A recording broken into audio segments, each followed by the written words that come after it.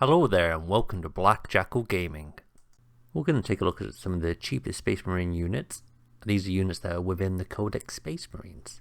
Now there's plenty of cheap character options available and you can get full squads of 5-man units for less than 80 points. Scouts are still ridiculously cheap after the data balance slate, and there's plenty of toughness 5 options for 80 points, which is really nice. Plenty of fast options available. I'm not going to include legends as you can't use them in tournament play. We'll take a look at the characters first, and I'll go through the buffs that they can give themselves whilst not leading a unit. First up we have the Ancient that costs 50 points. He has a Feel No Pain 4+ when he's in range of an objective marker, which is really nice. This is also if he's within 6 inches of the centre of the battlefield. We have another Ancient now, the Blade Guard Ancient. He comes at 45 points, so he's very cheap. Once per game he can activate his ability where he gets +1 to the attacks characteristic of his melee weapons, which is quite nice. Although we do have to say he doesn't actually come with a melee weapon, he just has the combat weapon, so you're not going to get much distance out of a Strength 4-0 AP weapon. Up next we have the standard Chaplain coming in at 60 points. Once per battle you can remove battle shock from a unit that's within 12 inches. This is in any phase, which is quite nice. Next we have the Lieutenant in full boss armor. He comes in at 55 points. He has an ability where after he's shot his weapon he can move up to D6 inches. He also comes with the Deep Strike, Infiltrators and Scout 6 keywords. The core abilities, so he can either set up in no man's land in deployment, he can deep strike in with outside of 9 inches of an enemy unit from turn 2 onwards, or just before the first battle round starts he can move 6 inches, which is quite nice. Quite a few abilities there with him. Next we have the standard Lieutenant that you can pretty much come with a relic shield, a power weapon and your choice of pistols. He comes in at 65 points. He has the ability to fall back and still be able to shoot and charge. We have another Lieutenant now. This is the one in Reaver armor. He's 55 points, so again quite cheap. He comes with the Scout 6 inches, so again before the first battle round he gets to move 6 inches, which is quite nice. On to the final Lieutenant now. This is more of an expensive one. He's the Lieutenant with the combi weapon. He comes in at 70 points. Now he's got a couple of good abilities. So first of all, he can select a priority objective at the start of the game. He selects one objective, and any enemy unit that is on this objective you get rerolls of 1s to wound, which is really nice. He also comes with the Infiltrators keyword, again being able to set up in no man's land in the deployment phase. He comes with a Feel No Pain 5+, Stealth, so he gets that -1 from range attacks, and Lone Operative, so you can't target him outside of 12 inches. So even though he's slightly more on the expensive side at 70 points, he's actually one of the best character units in the game because he's got a lot of utility within him. His weapons are pretty poor, but that Lone Operative, Stealth and Feel No Pain is really good for helping you hold onto those objectives. Next up we have the Tech Marine at 55 points. He gains Lone Operative when he's within 3 inches of a vehicle. In the command phase he can also heal a vehicle with D3 wounds, and if he's within 12 inches of a vehicle that's destroyed, his Omniscient Axe goes up to 7 attacks, which is really nice. Next up we've got 2 units that don't actually grant you any bonuses, the first being an Apothecary for 50 points. Coming in at 50 points he's really cheap for what you're getting for him. And finally we have another Apothecary, this time the Biologus. He's coming in at 55 points, an extra 5 points, but he is a Gravis model, so he comes in with that additional wound and additional toughness. We're going to take a look at some of the units now because some of them are really reasonably priced. First up we have the Assault Intercessors. These are the ones on foot, and these come in at 75 points for 5 models, which is really cheap.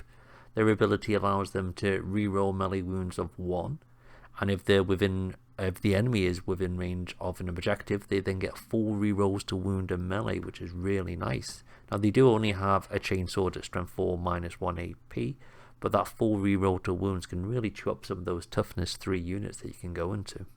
Next we have the Assault Intercessors with jump packs. These do come at a 10-point premium on top of the normal Assault Intercessors. However, these guys get a Deep Strike, so come in from reserves 9 inches away from a unit, and they have a nice Mortal Wound ability when charging. You roll a D6 through it for every model in the unit, and on a 4+ it does a Mortal Wound. As well as that, you can upgrade the weapon on the Sergeant. Well, you can with the Assault Intercessors as well, so you can give them a Power Fist, probably the best option. But you can also put 2 Plasma Pistols in the 5-man unit as well, which is really nice. Next up with the Eliminators, who are a full boss unit, and they come in at 75 points. They come with a stealth keyword, so -1 to be hit by ranged weapons, and infiltrators, so in the deployment zone, phase they can deploy anywhere in no man's land outside of 9 inches of an enemy deployment zone or an enemy unit. They've got a good ability if they remain stationary. Not only do they get the heavy, so they're hitting on 2s, their critical wounds will also be devastating wounds, and if you're using the instigator, not the instigator, the sniper bolters, there'll be 3 damage apiece. So if you are hitting those 6s, it's really nice when you're targeting those characters within units. They've also got the instigator bolt carbine, which allows you to make a normal move after shooting, which is really nice. Next we have the fire servo turret, which comes in at 75 points. This is a vehicle unit because there's the vehicle keyword. Has an ability where it can overwatch on 4+, which is quite nice with their twin Las Talon, which is 2 shots. That's twin link, so you get 4 rerolls to wounds as well. It does come in at toughness 6, 6 wounds, and has a 2-up save, so it's actually quite a nice unit. We're on to another Tacticus unit now, being the Infernus squad at 80 points. These are 5 flamers essentially, so you get 5d6 attacks. They are strength 5 as well, and you can choose one unit that you've hit with this weapon, and you can force that unit to take a battle shock test. So 80 points for 5 models, that's not too bad, especially when you count in that you've got some Overwatch shenanigans you can do with that as well. Next we have the standard intercessors that come in at 80 points. That's 80 points for 5 models, and they do have sticky objectives. So when you're in your command phase and you're on an objective, you then control that objective until the enemy unit takes control of it at the end of a turn. So you can potentially take the objective in your deployment zone, or maybe no man's land, and then push forward and put pressure on your opponent and not have to worry about losing it behind you unless they have some fast units or deep striking units. But it does ask questions of your opponent and potentially change their strategy for the game. Next up we have the Invader ATV coming in at 70 points. This comes with a twin linked bolt rifle, as well as the choice of either an onslaught Gatling cannon or a multi-melter. The ability allows you to fire back at a unit that targets an Outrider squad as long as you're within 6 units of the Outrider squad. Next up we have Outriders at 80 points. They have an auto advance of 6 inches, which is quite nice. 80 points is not really that much when you consider it's a T5 4 wounds model that moves 12 inches and can auto advance 6 inches. Yes, they do just have the chainsword and a bolt rifle. However, having that amount of movement and that durability is quite nice. The only downfall really is it's quite a big base, so they're quite difficult to maneuver. Next up we have the often hated and derided Reavers coming in at 85 points for 5 models. They have the deep strike ability and the scout 6, so with the scout's movement before the first battle round you get to move this unit 6 inches. They also have an ability to cause a battle shock, and they give minuses to battle shock tests, which is really nice. They do have precision keywords on their pistol and their carbine. Unfortunately they are quite weak, so you're not really going to do much damage with them, but it does give you extra utility with them if you are against perhaps a weaker army. And finally, one of the MVPs of the entire index. It's currently gone up by 10 points. They were 55 points. They are now 65 points for 5. They come with the Infiltrators and Scout 6 ability, and they have the ability to remove themselves from their battlefield in the opponent's turn as long as they're not within engagement range. They do have options to give themselves sniper rifles, heavy bolters, swap the bolt guns for the shotguns, so there's a lot of utility in this unit, and to have that additional wound now, so you get 10 wounds for 65 points, is really nice. So what are the actual tactical advantage from choosing these cheap units? Well, to begin with, a lot of these units come with some key core abilities such as Infiltrators and Scout keywords, so this allows you a lot of early board control. You've got that pre-game movement or setting up in no man's land. It allows you to sit on those objectives or near them to take them within your first or second turn. There's some secondaries where you can score in your first turn by holding objectives, so it's really useful to put yourself in a position to be able to score early game VP. And that's really what you want to be gearing your strategy towards, scoring consistently throughout the entire game.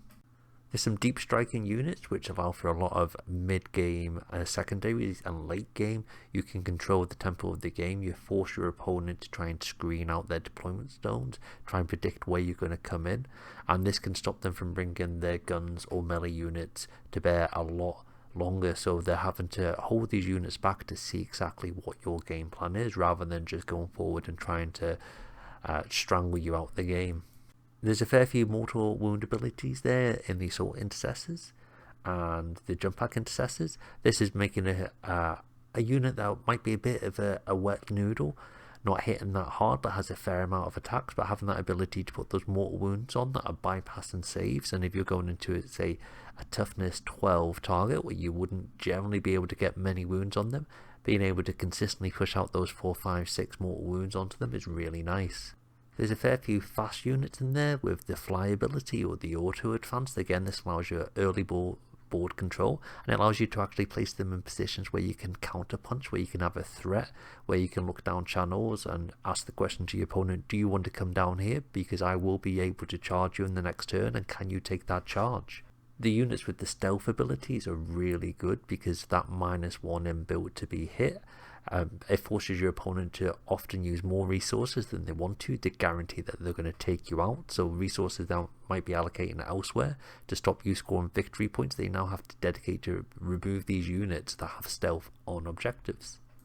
There's also the units with the lone operative, the fact that they've got to get in close to try and dig these out on objectives or parts of the board means they really have to dedicate units to potentially take them out of the game for the rest of the game. If you've got a slow moving unit that you have to go and send in and try and take out a lone operative because it keeps scoring points via actions or just holding up space on the board, you might not be able to utilize that unit for a lot of the game, especially if it's a melee unit. If you can make them move the units out of position and force them to dedicate resources, it's really wise to make your opponent have to step out of their strategy and focus on what's in front of them, and this will prevent them from scoring points. The sticky objectives are absolutely fantastic, especially if your opponent doesn't have any deep striking units, or they don't really have any units that are that fast. If they don't have the fly word where you can screen them out, stop them getting in your deployment zone, it means you can really put a stronger hold on the game by pushing up and controlling the middle and preventing them from scoring points on primary or potentially secondary. If they do have deep striking units, well, it does force them to come into your deployment zone. It means you don't necessarily have to stand on the objective. You can stand near it, hidden, so you can't be targeted, and prevent them from dropping down on top of it as well. With cheap units, it allows you to bring more units to the game. The more resources your opponent has to dedicate towards taking out these units, the less they can dedicate to taking out the units that are actually going to be high damaging units. All these units, at the end of the day, they're going to sit on objectives, they can score victory points, they're going to score secondaries, they're going to do actions. They have to be dealt with within the game. They have to allocate resources to them. And if they make the mistake of allocating too many resources towards them, that's leaving your heavier hitting units available to be efficient for a longer part of the game. Check out these other videos, subscribe to the channel, and I'll see you next time.